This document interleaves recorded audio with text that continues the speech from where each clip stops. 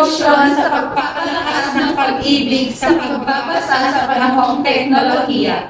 Ayon sa isang pagsusuri, bago pa man dumating ang pandemyang COVID-19, ay nagpabagal sa pag-aaral ng mga datos ng World Bank.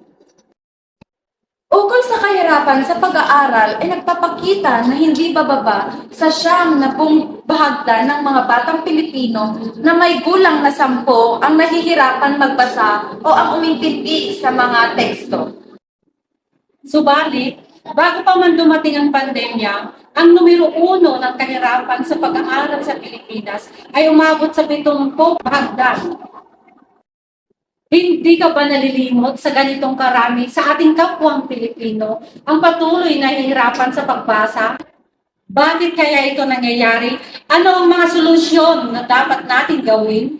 Ang mga sumusunod ay alin sa mabibigat na hamon? Una, ang kulang sa suporta. Ito ang kadalasang hamon na kinakaharap ng mga kabataan sa napakabalumulong na hangin ngayon. Hindi nabibigyan ng pansin ang mga tao ang bawat isa. Walang sapat na oras, kahit sa pagtuturo ng simpleng bagay na dapat sa bawat isa ay matutunan. Dapat sa bahay ay nahahasa na ng mga magulang ang kanilang mga anak sa kung paano magbasa para sa pagdating nila sa paaralan, sila na ay nagabayan. Pangalawa, dahil na rin sa pag-usbong ng makabagong teknolohiya, halos sa ating mga kabataan ngayon, laging nakatutok sa cellphone at paglalaro ng mga online games. Abala sa mga sari-saring aplikasyon tulad ng Facebook, Instagram, Twitter, YouTube, at maging sa TikTok man. Dapat nating pagtuunan ng pansin ang mga aklat, materya, pagtutulong at paglago ng pag-unlad at nagsisilbing tulay ang pagbabasa sa wastong pag-unawa at pagsusumpi.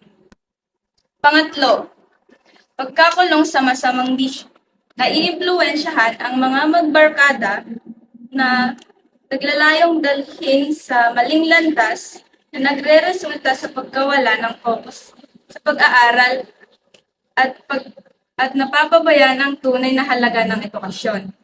Dapat nating itatak sa ating isipan na ang pag-ibig sa pagbabasa ay isang yaman na dapat nating pahalagahan. Pang-apat, ang kawalan ng tiwala sa sariling kakayahan. Ito ang dahilan kung kaya't sa simpleng pagbabasa ay hindi na natin kaya. Hinahayaan na lamang natin na kainin tayo ng takot at pangamba. Ika nga nila, pagpursige sa buhay, determinasyon at dasal. Walang imposible. Simulan natin ngayon at ugaliin ang pagbabasa. Ang pinakahuli ay dahil sa kahirapan. Hindi lahat ay nabibigyan ng pagkakataon para makapag-aral. Kulang sa oportunidad at sa dekalidad ng edukasyon para magturuan ng kasanayan sa pagbabasa. Lalo na rin sa ating sarili, ang susi sa pagkatuto ay nasa ating kamay.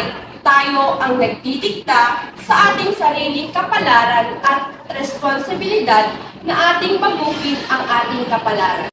Ang pagbabasa ay isang magandang gawain na dapat nating ugaliin.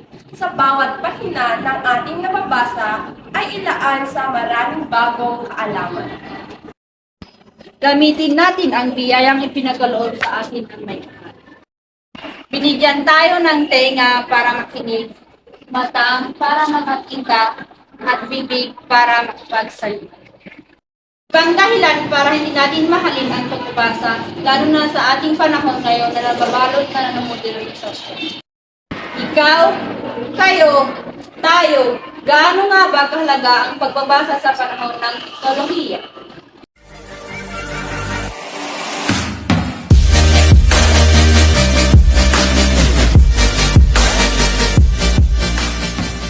Ayon sa isang Kasama lang ang reporto. Ang filter na video. Ayon sa isang pagsusuri, bago pa dumating ang pandemyang COVID-19, ay Alam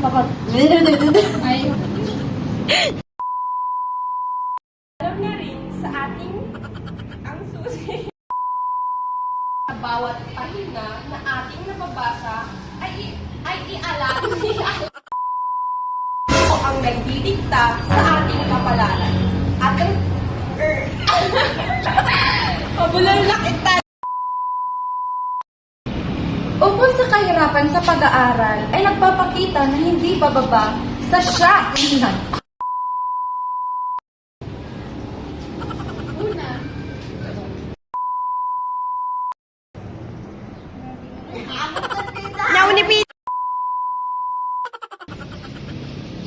At pag-unlad, wait lang.